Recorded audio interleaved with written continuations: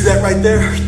That's where the point you gotta get in your relationship with God. You gotta get the point where you want God as bad as you wanna breathe. You want Him more than you want anything else in this life. More than you wanna sin. More than you wanna fall short and fornicate and commit adultery and smoke weed and drink drinks and go to the club. You gotta get to the point where you're so on fire and you're sold out for God. No matter what, that fire is just burning up inside of you and it's rising up higher and higher and it's consuming you and you feel it in your bones. And you can't let the devil take it away. He's gonna try to come and he's gonna try to stomp it out with peer pressure and problems and tests and trials and giants and mountains. But you got that fire burning so strong and you're feeding that fire every day by praying and fasting, and you won't let the devil put it out. You got to get to the point where that fire is so strong and you want the things of God so bad that nothing can stop you, nothing can hinder you, and you won't sell out. And when people get around you, they feel the heat. They might not think God is real, but they can't deny the heat. They can't deny the fire. They can't deny the flame that they see in you. You got to get to the point in God where you want Him so bad. You want the things of God so bad in your life. You want them as bad as you want to breathe. You want to preach as bad as you want to breathe.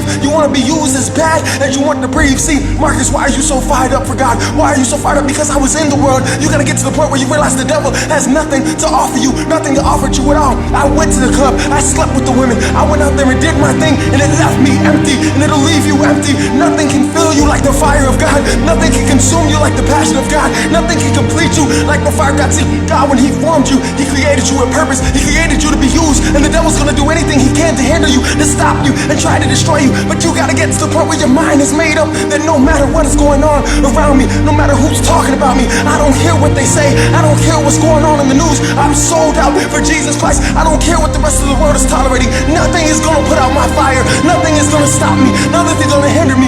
I'm sold out for Jesus, and I'm unashamed. You gotta get to the point where you just don't care what people think.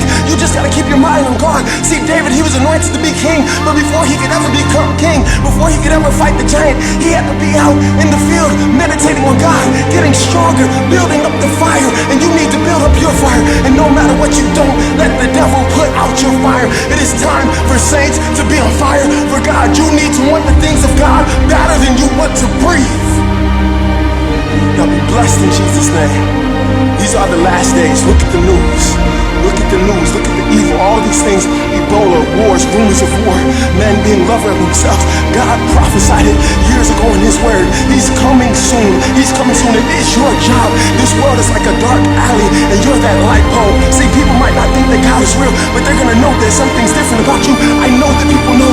When they look at me, they know how I used to be. They know how I used to get down. Why don't you do the things you used to do more? Marcus, why do you not do those things anymore? Because God changed me. He saved my soul. I should be dead. I remember when the bullets were flying all around, and I thought I was gonna die. But God gave me a second chance, and He filled me with His fire. And there's no feeling like being filled with the fire of God. Nothing can compare to that. I promise you. Oh, taste and see that the Lord is good, and don't let the devil steal what Jesus has for you, because nothing can compare. You got to get to the point where you want the things of God as bad as you want to breathe. Y'all be blessed in Jesus' name.